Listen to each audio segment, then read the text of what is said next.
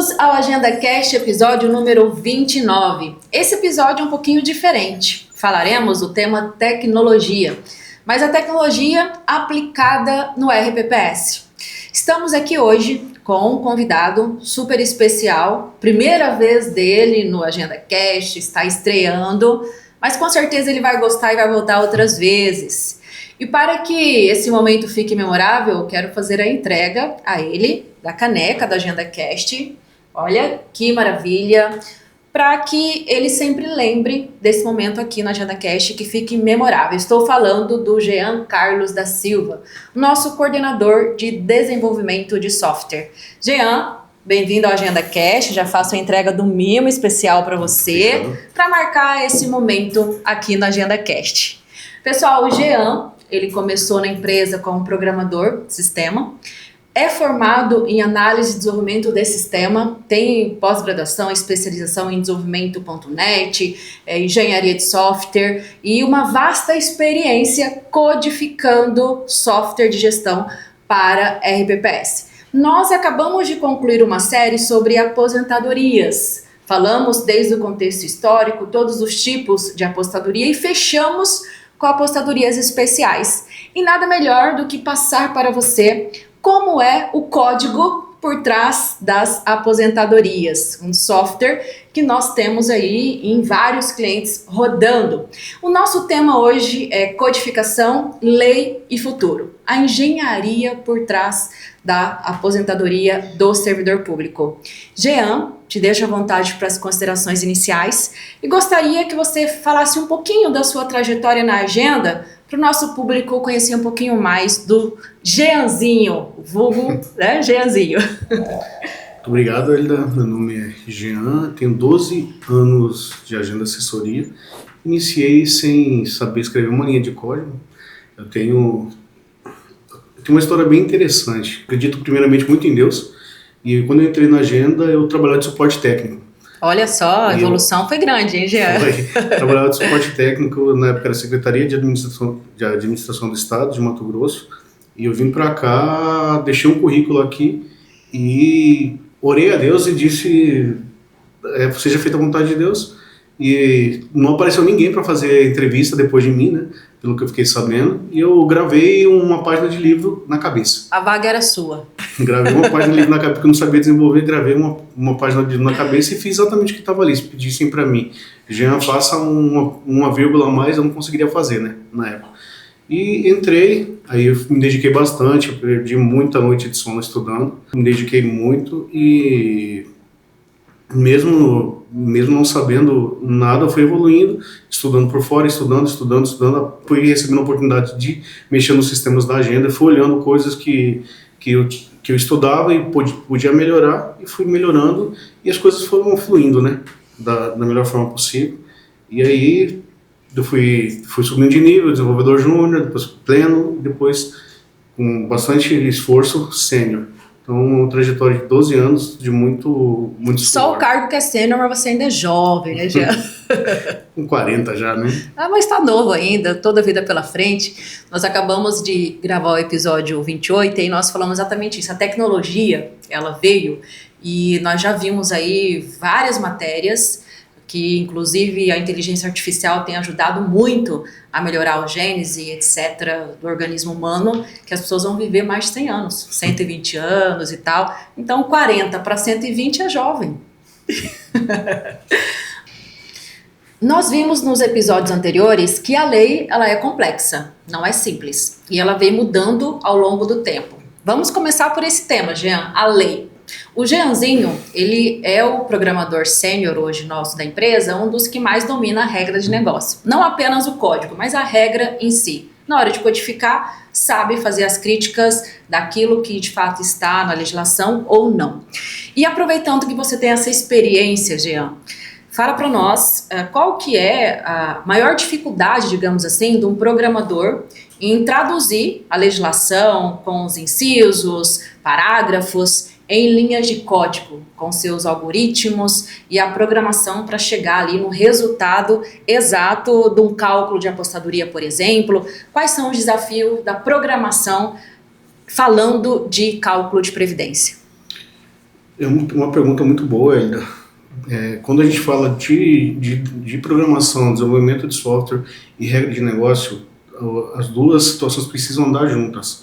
Então, um desenvolvedor não consegue desenvolver algo que é tão complexo como lei, porque quando a gente fala de lei traduzida para o código, nós estamos falando basicamente de pegar uma linguagem jurídica e Exatamente. transformá-la em praticamente em outro idioma, que seria uma linguagem de programação. Então nós precisamos pegar essa linguagem, entender essa linguagem jurídica de forma ampla e transformá-la em uma linguagem de programação. E assim, a maior dificuldade dessa transformação é porque quando nós falamos de lei, de regras, essas regras têm muitas variáveis, têm muitos caminhos para se seguir. Existe uma situação que a gente chama de motor de regra dentro da aplicação. O que seria um motor de regra? O motor de regra basicamente seria todo o cérebro do sistema onde vai entrar todo o cálculo de aposentadoria, cálculo de pensão, leis, pensão, todos regra. os benefícios Exatamente. calculados. Aí todo esse motor de regra a gente monta baseado em configurações para que a gente não precisa ter, o segurado A vai poder se aposentar em regra tal, mas de uma forma tal, para a gente não precisar reescrever todo o código várias vezes, a gente cria um motor de regra com configurações que a gente passa por, que a gente chama de parâmetros, e esses parâmetros fazem todos os cálculos de todas as regras para a gente e retorna para o usuário final, né? Porque, assim, quando a gente fala de software, o usuário final vê apenas a tela, só que não vê o que é escrito atrás da tela. Então essa configuração é tudo o que é escrito atrás da tela, toda essa linguagem, esse idioma que é escrito atrás da tela, que traduz para o resultado final para o usuário. O trás da tela, o back, né? Como se fosse os bastidores. Exatamente. Então, isso não fica visível para o usuário. Ele vê apenas ali a funcionalidade e a função que ele quer para fazer uma simulação ou conceder um benefício. Exatamente. Você colocou já, Jean, um pouquinho dessa questão de quando vai codificar, ter os parâmetros e o motor de regra. E aí, qual que é o desafio, novamente, um outro desafio do programador, considerando os marcos temporais? Nós temos pré-emenda 20, pós-emenda 2098, pré-emenda 41, pós-emenda 41, 113, todas as reformas que vieram com marcos temporais. E todos os marcos temporais têm ali requisitos diferentes. E tem também até a data tal, aí tem pedágios, aí tem a regra de transição, tem como o cálculo funciona se for assim, e se não for assim é de outra forma. Como que o programador consegue colocar isso no código e o sistema ter um resultado científico para definir em qual regra melhor se enquadra aquele servidor que está simulando o benefício, por exemplo. Mais uma pergunta muito interessante. Quando nós falamos essas diferenças de regra, nós precisamos criar uma linha temporal do início da trajetória uma linha do tempo. Uma linha de tempo do servidor ou do segurado, como preferimos chamar. A gente cria essa linha de tempo desde o início da trajetória do segurado, a gente verifica a data de admissão, todos os tempos que ele possui, salário, contribuições dele. Se teve afastamentos ou não, faltas, os tempos averbados, né? Tudo Exatamente. que tiver na vida funcional. Como a gente já criou as parametrizações, a gente já tem as parametrizações das regras, nós vamos fazendo esse cruzamento de dados, né? Nessa linha temporal, ele pode se aposentar pela regra tal, 98, então ele cumpre esses requisitos dessa regra. Então a gente traz o cálculo dessa regra, mas a gente vai validando todas as regras para frente. Aí existe duas situações que a gente chama de proporcionalidade e integralidade. Aí a gente cruza essa linha temporal e verifica, se ele se aposentar em 98, por exemplo, já tem direito, ele teria direito ao salário X em 2003, Y, em 2019, B, vamos dizer dessa forma. Então, a gente faz todo esse cruzamento, toda essa regra. A maior dificuldade seria o quê? Seria a gente identificar via código essa linha temporal para a gente trazer um resultado assertivo para o segurado de quando ele vai se aposentar e qual a remuneração dele, né? Um pouco até de futurologia na simulação, né? O Jeanzinho não inventou requisitos hoje, mas ele vai implementar em 2040 e tanto, em 2050 e tanto. Tudo isso o sistema hoje ele permite com a programação, né, que foi ali realizada pelos programadores a nível de sistema para chegar nesse resultado. Só que para chegar nesse resultado, só cortando um pouco a sua fala, para chegar nesse resultado e a gente ter como tratar essa linha temporal, nós precisamos ter uma forma de armazenar toda essa vida funcional do segurado. A gente não pode deixar, por exemplo, nada do segurado para trás, e a gente precisa ter todos os requisitos de regra parametrizados também dentro da nossa aplicação, para que o sistema consiga identificar, ele teria aqui, teria ali, fazer o cruzamento dessa linha com as regras, né? Sem parametrização não seria possível, e sem armazenamento de dados também a gente não seria possível fazer esses cruzamentos de tempo, vamos dizer assim. Nós falamos aqui de enquadramento de requisitos e implementação de direito para aposentar, regra ou não. Esse é um desafio. Aí nós temos também o cálculo desse benefício, porque cada regra tem seu cálculo. Sim. Alguns cálculos ele tem a base similar e pequenas diferenças, e outros já tem diferenças maiores, considerando a aposentadoria de incapacidade permanente, a de tempo e idade, compulsória, pensão por morte. A pensão por morte ainda tem as cotas, né? Tem, na 103 agora, veio outros critérios para você definir ali, tem renda formal e várias outras nuances para calcular um benefício. Como que um programador atua para essa programação de cálculo, para chegar no valor que cada servidor pode aposentar ali quando faz a simulação, depois abre-se o processo de aposentadoria para aposentar aquele servidor, calcular o provento dele. E mais, além de calcular o provento, chegar naquele valor que seria mais benéfico, digamos assim, que tem paridade, que não tem paridade, enfim, programar cálculo. Vamos dizer assim, para responder essa pergunta a gente precisa voltar primeiro lá na primeira pergunta que foi dito, que a gente cria um motor de regras. Então dentro desse motor de regras a gente precisa criar algo vinculado a ele chamado base de cálculo. Então a gente pré-estabelece, segundo a lei, a gente tem que interpretar a lei, pegar todo o cálculo que a lei nos fornece e criar requisitos baseados nessa lei. Então, a partir desses requisitos, nós criamos toda a base de cálculo que nós chamamos, por exemplo, vamos colocar o nome de uma central de cálculo interna, nós deixamos pré-programados e criamos uma base de parâmetro para que a gente passe esses valores, por exemplo, de temporização. Como nós vamos calcular, como nós vamos fazer esse cálculo, baseado em 80% da média, 100% da média do segurado. Criamos parâmetros, passando por essa base de cálculo e a pré-programação desses cálculos já vai receber esses parâmetros e fazer o cálculo automaticamente para a gente. Então, nós precisamos interpretar a lei, jogar essa lei, os cálculos da lei dentro de uma base de cálculo e criar parâmetros para poder fazer esses cruzamentos também de dados e entregar um valor correto de cada requisito de regra, vamos dizer assim.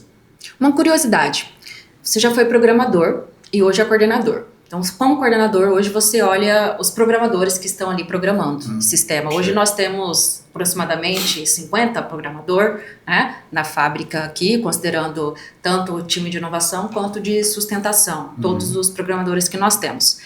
E para atuar nesse motor de regras, no cálculo de benefício e tal, todo e qualquer programador ele tem condições de atuar, ou você vê um perfil específico de programador que pega mais rápido, que tem mais facilidade, que é mais voltado para lógica ou não? Como que você classifica essa distribuição hoje para os programadores atuarem especificamente com regras?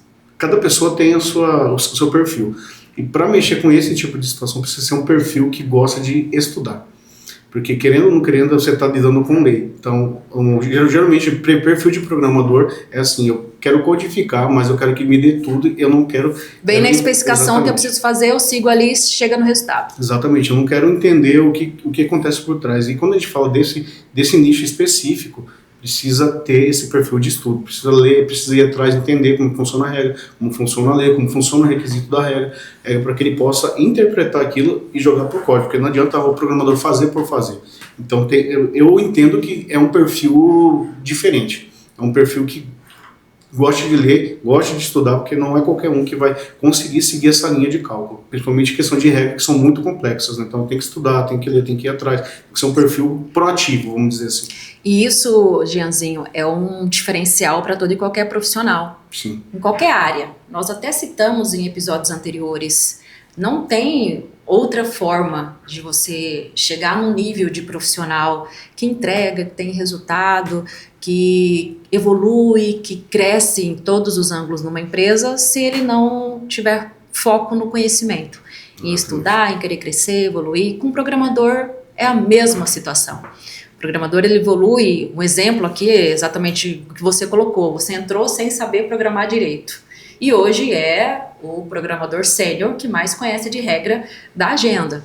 Então, para você ver a evolução. E você só chegou até aqui porque dedicou, porque estudou. Não tem outra forma. Exatamente. Então, essa é a receita. A receita é estudar. A receita é você questionar, você querer entender o porquê que tem que chegar naquele resultado, debater e buscar a razão, o motivo. É a forma que você vai aprender e aliar as duas coisas que você colocou. Conhecimento de regra com código. Aí é o casamento perfeito. Se a pessoa conhece regra e sabe codificar, vai ter o resultado que é necessário. Eu costumo dizer que a agenda de assessoria não é uma fábrica de software comum, porque desenvolver, programar, qualquer desenvolvedor consegue. Trabalhar com código, qualquer desenvolvedor consegue. Tem tutorial na internet. Segue o tutorial e pronto. Exatamente, só que a agenda é um nicho bem diferente, específico. Sim. A gente precisa unir isso com regra de negócio. Então, não é só codificar, é saber como codificar baseado no nosso nicho de negócio. Então a gente precisa ir atrás desse conhecimento extra para poder evoluir bem aqui dentro. E aí nós acabamos formando profissionais, né, Jeanzinho? Exatamente. Muitos programadores nossos hoje começaram como estágio, não codificavam e foram evoluindo ao longo do tempo com o aprendizado aqui dentro. O próprio Jean já ministrou vários treinamentos e ministra treinamento mão no código de abrir mesmo e codificar, ensinar as regras, as tabelas que estão ali no código para que a equipe também evolua. E é claro, você vai ter alguns que vão evoluir, que é exatamente os que são mais estudiosos e aqueles que querem seguir ali a trilha, a cartilha, que também chega no resultado. Só que aí eu tenho a exigência de um consultor que também interprete e coloque no papel aquilo que precisa ser feito. Inclusive, a gente tem uma situação bastante interessante quando teve essa mudança de previdência para a nova previdência, né? A gente precisou ficar muitos dias aqui até tarde da noite, estudando a lei, entendendo como que ia transportar isso para o código. Demoramos, acho que cerca de 2 a 3 semanas para entender e pegar toda aquela mudança, toda aquela regra que até então era desconhecida para a gente, pegar a lei, ler e transportar ela para o código. Então foi um desafio bem interessante, como trazer isso para aplicação. Então, assim, digo um desafio interessante porque foi desafiador, né?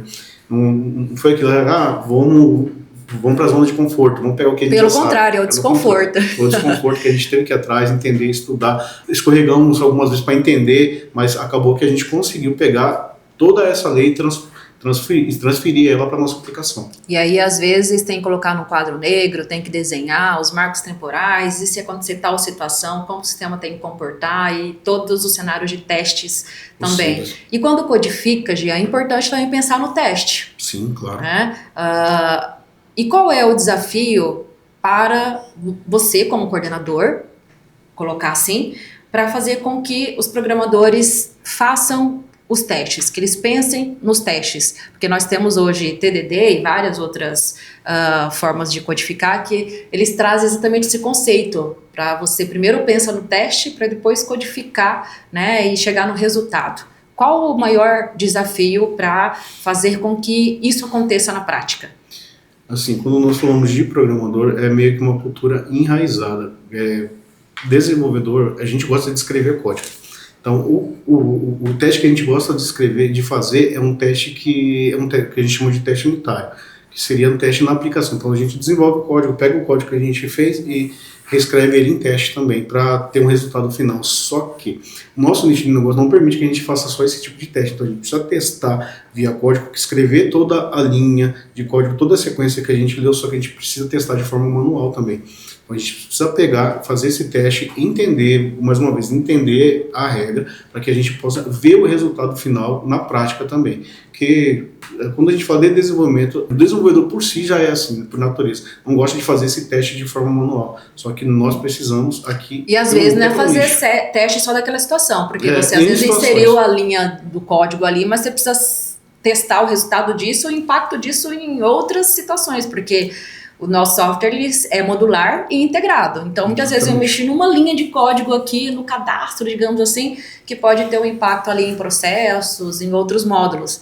Então, não é um teste voltado só para aquela linha que você alterou. Né? Exato. Assim, é muito interessante essa fala, Lida, porque aí a gente volta no contexto inteiro que nós estamos falando sobre lei para dentro do código. Quando a gente fala de lei, a gente tem muito caminho para seguir.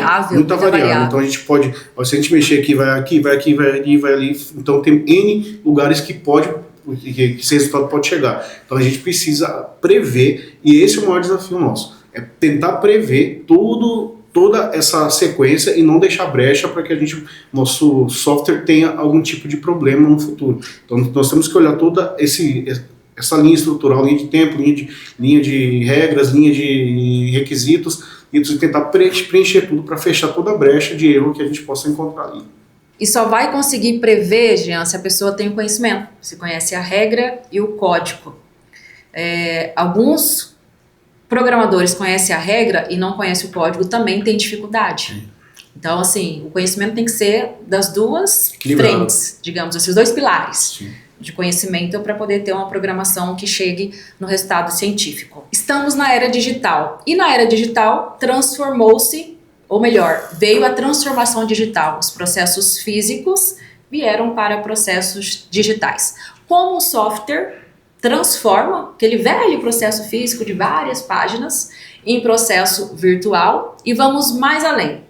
Como o Sysprev Web, nosso sistema, que nós falamos tanto aqui em vários episódios, nossa solução tecnológica, já fazendo também um merchan, aproveitando, melhor software de previdência, como que o software, ele mantém a integridade e a segurança dos documentos e das informações, podemos colocar assim, nessa transformação digital. Quando nós falamos de aposentadoria, os mais antigos vão lembrar do processo de aposentadoria como era feito. Geralmente era preciso fazer pilhas e pilhas e pilhas de papel, né, para você conceder uma aposentadoria. Então era vários volumes, e aí pensavam um ao outro, amarravam um no outro, né, aqueles processos enormes. E era um processo muito burocrático e demorado, né? Com esse processo digital, com a era digital, toda essa pilha de papel foi reduzida praticamente a zero, porque hoje é tudo via aplicação, via software, e é tudo armazenado de forma segura, porque quando a gente fala de papel, o papel se rasga, o papel pode se perder. Tem as inseguranças também, pode molhar, pode rasgar, tem vários fatores que podem acontecer. Exatamente, então a gente pegou essa massa de documento, integrou tudo em um software, então é tudo registrado via banco de dados. Aí quando a gente fala de segurança, mas eu posso ser hackeado, só que a gente usa criptografia, a gente usa formas de validar documento com órgãos que fazem essa validação. Os nossos documentos que a gente integra dentro do nosso software são validados. Toda essa pasta digital está dentro da nossa aplicação, né? Aí banco de dados com segurança, aí toda essa questão de documento que também era assinado via punho, hoje a gente utiliza assinatura eletrônica, tudo armazenado em um banco de dados e de forma segura, né? Você colocou bem, Jean, com essa transformação digital, tudo que era papel e o tempo que demorava-se, eu tinha que pegar aquele processo, levar para outro setor, às vezes tinha que colocar no carro para levar lá no outro órgão, lá na prefeitura ou no estado, na secretaria. Então olha o tempo que isso demorava. O trâmite de processo demorava-se muito mais tempo.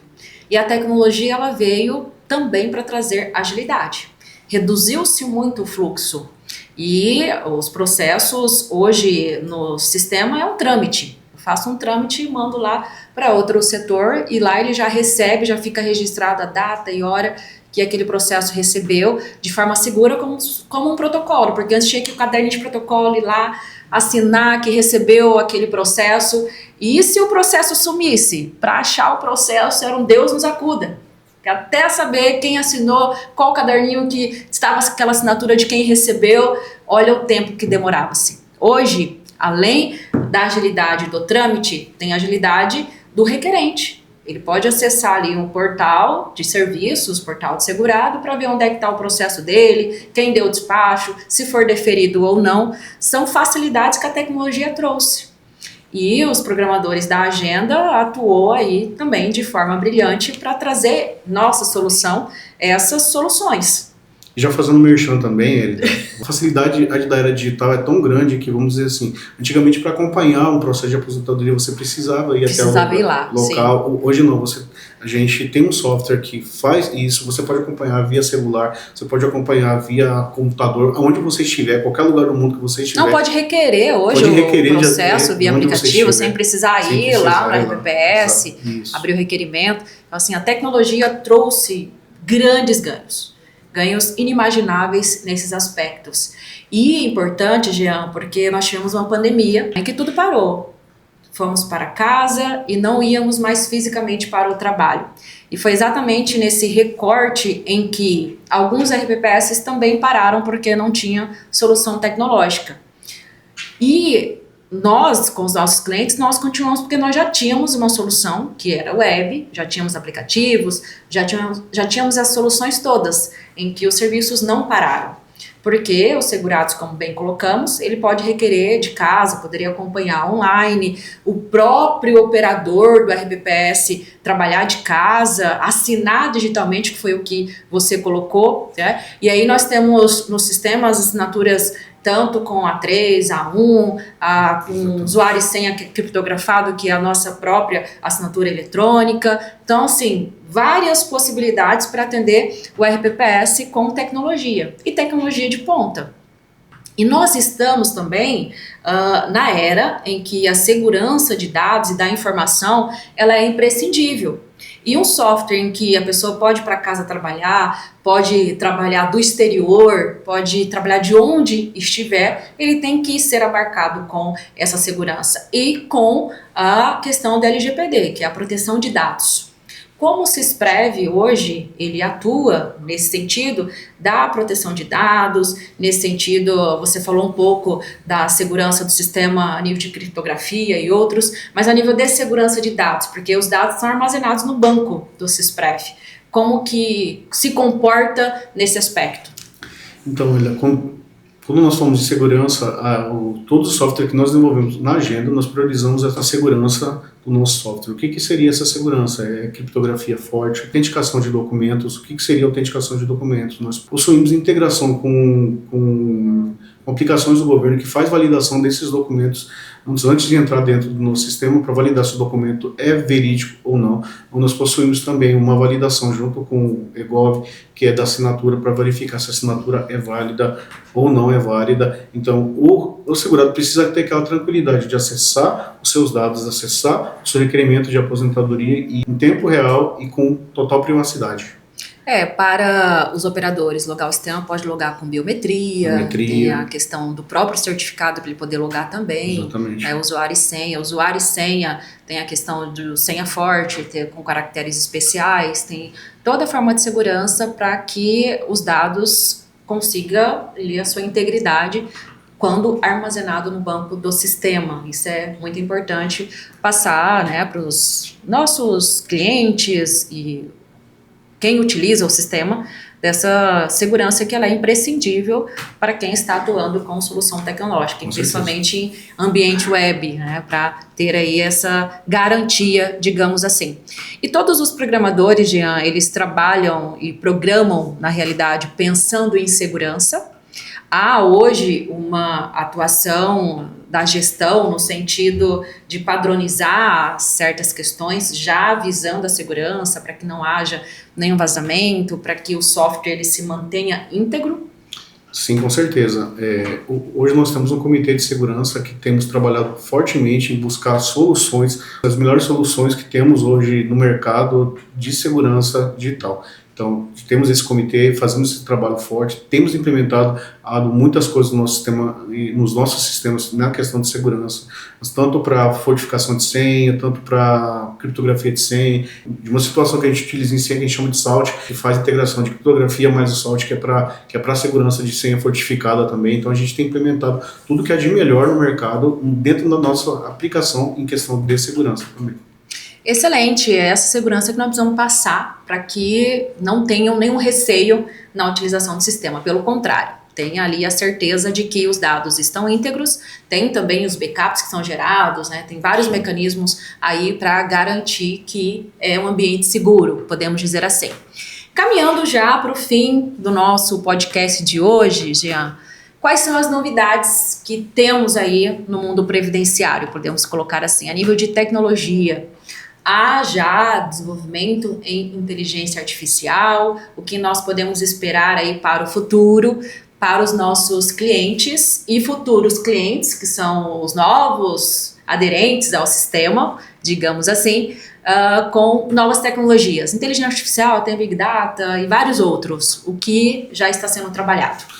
Eu costumo dizer, Lida, para a equipe de desenvolvimento da agenda, que o futuro é bem empolgante. Quando nós falamos de futuro, já vem na nossa mente assim, algo como inteligência artificial. A inteligência artificial está sendo implementada dentro dos nossos sistemas justamente para quê? Para dar agilidade nos processos, para dar agilidade no processo inteiro de aposentadoria. A utilização da IA baseada em leis serviria para quê? Para a gente pegar as nossas leis, já interpretar via inteligência artificial e já dar um resultado final de aposentadoria para o segurado em segundos, vamos dizer dessa forma, né? Mesmo que nós extinguimos o papel para papel zero, tem até um projeto na agenda chamado Papel Zero, para eliminar a questão de papel, ainda existem algumas coisas que o operador precisa fazer de forma manual no sistema, que ainda é burocrático. E a inteligência artificial veio para pegar essas requisições que são manuais e transformá-las de forma automática para ganhar produtividade, para ganhar celeridade nos processos, para ganhar performance, para que a gente possa entregar um processo de aposentadoria em segundos, de forma automatizada, de forma instantânea, vamos dizer dessa forma. Porque nós já temos um processo de automação já rodando nos clientes. A inteligência artificial ela veio para otimizar ainda mais e potencializar esse nível de automação. Nós atuamos com inteligência artificial já num produto que já está contratado, que é o Ed como assistente virtual, no sentido de tirar todas as dúvidas, tanto de regras quanto de sistema e informações de banco de dados. Tem sido uma experiência bem legal trabalhar com inteligência artificial nessa frente. E tem ferramentas também que já foi adotada, Jeanzinho, para os programadores, né? Programar o sistema, construir telas e outros com inteligência artificial, que já está rodando aqui na empresa. E esse ponto que você colocou de o fluxo do processo acontecer, a análise do processo com inteligência artificial, que é aí o nosso projeto de uma fase 2, podemos colocar assim, dessa análise já acontecer com inteligência artificial. E aí entra o ponto de que muitas pessoas, tanto do RBPS quanto programadores e, na verdade, a maioria dos profissionais, achar que a inteligência artificial veio para substituir o profissional. E aí tem aquele receio. A inteligência artificial está sendo implementada no sistema, ou eu vou comprar um sistema, ou adquirir, ou licenciar um sistema com inteligência artificial, eu vou ter que mandar todo mundo embora, ou exonerar os servidores, porque não precisa mais de pessoas. Na verdade, não é bem por aí. A inteligência artificial ela veio para automatizar, sim, mas auxiliar principalmente naquelas atividades que são operacionais, que são manuais, que a inteligência artificial ela consegue executar e ao mesmo tempo que o profissional ganha tempo para gestão, em alguns aspectos, tempo em pensar em soluções, em melhores soluções, em otimizar mais o trabalho, em aumentar a produtividade, em ter mais ganho naquilo enquanto a IA está executando situações operacionais. A nível de programação, como que isso é visto pelos programadores, essas novas tecnologias, essas novas tendências? Há um receio também no meio? Como que você coloca esse ponto? Assim, no meu ponto de vista, hoje, com a experiência da equipe, pelo contrário, não diria que é receio, mas assim, todo mundo basicamente utiliza a IA nessa questão de desenvolvimento de software, né? Por quê? Porque agiliza muito o nosso processo. Tem coisas que a gente tem que desenvolver de forma manual, tem a mão no código lá que se eu colocar numa IA, pedir para a IA fazer para mim, ela faz em questão de segundos. Então eu tenho um ganho de produtividade na performance do desenvolvedor também, em quesito de utilização de IA. Ele não veio para substituir o desenvolvedor, porque o desenvolvedor precisa pegar o que a IA traz e refinar para poder utilizar no código. Então, e ela precisa ser programada, já. Exatamente. É uma linguagem mais simples, que são os prompts, mas tem que ter uma lógica, né? Qualquer um que consegue também programá-la. Exatamente. Eu já vi muitos casos, por exemplo, de desenvolvedores que jogam na IA, faz para mim, mas não sei o que estou fazendo. O desenvolvedor precisa saber o que está sendo feito ali, para entender, pegar aquele código e transportar. A diferença é que o que você demoraria 1 hora para escrever, a IA te escreve em segundos. Então você vai pegar aquela base de código, dar uma refinada, olhar, introduzir na sua aplicação, mas de forma consciente. Mas assim, é um ganho muito grande de produtividade. Então não vejo como uma substituição de desenvolvedor, ou substituir todos os desenvolvedores que a gente tem. Longe disso, pelo contrário, o desenvolvedor precisa se adequar nessa nova realidade. Mesmo porque se ele não adequar, ele fica para trás, não acompanha. Exatamente. E vai ficar fora do mercado. Porque como nós colocamos, a IA está aí e veio para ficar. E a tendência é evoluir cada vez mais. E nós acompanharmos essa evolução. E como empresa atuando com a RPPS, o nosso desafio maior, vejo assim, é nós também irmos à frente com tecnologias, inteligência artificial, para agregar no nosso software de solução tecnológica para que os clientes também tenham esse mesmo ganho que nós estamos tendo aqui com o desenvolvimento, por exemplo. Só o ganho ali na prática, no dia a dia, na concessão do benefício, na folha de pagamento, na arrecadação, nos módulos, né, que o sistema tem. Porque o nosso sistema, apesar de nós termos falado de aposentadoria e da programação da aposentadoria, mas é muito mais amplo. O Sysprev Web, ele é um software de gestão que atende ali as frentes do RPPS, desde da entrada, nível de cadastro, a concessão do processo, a folha de pagamento, a arrecadação daquelas contribuições, o acompanhamento ali das aplicações, a rentabilidade, os portais, censo, enfim, é uma infinidade de atuação do sistema. E a equipe tem que ser multidisciplinar para conseguir atuar também com todos esses módulos. Claro. E aí a inteligência artificial ela vem agregar para otimizar a programação nesse sentido e conseguir chegar no resultado. Nós olhamos o mundo de hoje, é tudo muito corrido, né?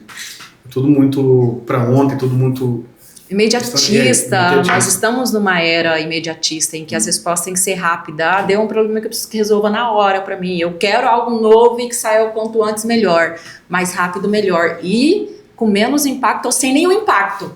Exatamente. Então, nós como desenvolvedores ou de qualquer área, precisa se adequar a essa nova realidade, porque essa é a realidade daqui para frente, e só tende a se expandir isso, né? Então a gente precisa se adequar, precisa achar formas de produzir, de desenvolver uns trabalhos de forma mais rápida possível.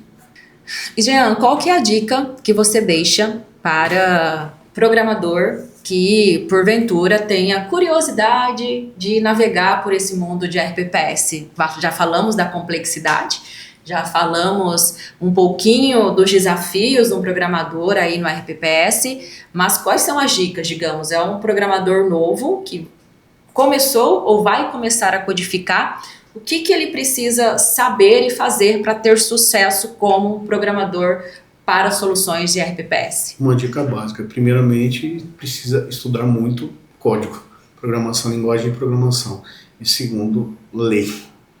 Precisa adentrar nesse mundo do RPPS, precisa entender um pouco de como funciona essa regra de negócio para não chegar, eu vou trabalhar numa agenda assessoria, por exemplo, não chegar totalmente cru sem entender qual que é o nicho de negócio. Então, tenho certeza, código aliado com regra de negócio, futuro brilhante. Sucesso garantido. Exatamente. É isso aí. E chegamos ao fim do nosso podcast de hoje. Jeanzinho, gratidão pela sua contribuição, por estar aqui falando um pouco dos desafios do dia a dia de um programador de solução tecnológica.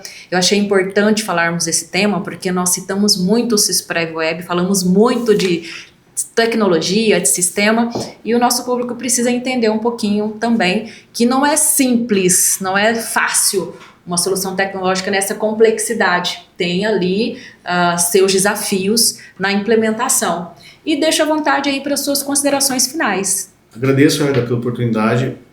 É interessante sabermos como funciona também, além do visual, né, que estamos acostumados a ver a telinha bonitinha, como funciona por trás de uma aplicação como voltada para o RPPS, que é muito complexa, muito cheio de regra, muito cheio de lei, muito cheio de Cs e porquês, né? Então é muito interessante a gente entender como funciona essa parte também. Estou à disposição para o próximo bate-papo, gostei muito, né? Nós como desenvolvedores não gostamos muito de câmera, não gostamos muito de falar. Gosta de ficar atrás do código, ali escrevendo no computador e não ficar em câmeras e não, muitas vezes, falar ao público. Exatamente, mas assim, é uma oportunidade única, interessante, estou à disposição para próximos bate-papos também, para falar mais sobre o negócio, para adentrar mais a fundo nessa questão de código no RPPS e pode contar comigo. Você falou um pouquinho assim, vamos terminar já, mas você falou um pouquinho assim da questão da complexidade, das leis e tal, mas também é apaixonante atuar, não é, Jeanzinho? Você não gosta de atuar aqui com RPPS, programação e tal, com esses desafios todos? É maravilhoso, né? Como eu disse no início, eu vinha da área de suporte, não tinha nada a ver com desenvolvimento. A Agenda foi o primeiro lugar que me deu essa oportunidade de desenvolvimento e assim, eu posso dizer que agarrei com unhas e dentes, né? E hoje, para mim, é apaixonante essa área. Não tem zona de conforto, porque todo dia é uma situação nova, é uma questão diferente, tanto para debater e entender, quanto para codificar e para entregar para o cliente. Então, acredito que as pessoas que não gostam de rotina pré-definida, ela apaixona para atuar em programação com desafios como é o tamanho do nosso. Jeanzinho, mais uma vez, muito obrigada. Foi enriquecedor esse episódio aqui contigo. O pessoal entendeu um pouquinho dos bastidores, por trás do sistema, um pouquinho de código. Isso é muito bacana. E para aqueles profissionais que têm interesse, nós também temos vagas disponíveis. Exatamente. Eu que agradeço. Muito obrigada a você que esteve conosco aqui até o final.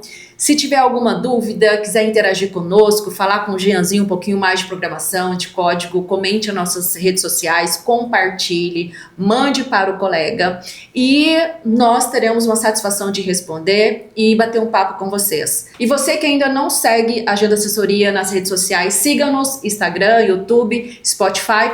Para nós é uma satisfação conectar com vocês. Muito obrigada e até a próxima.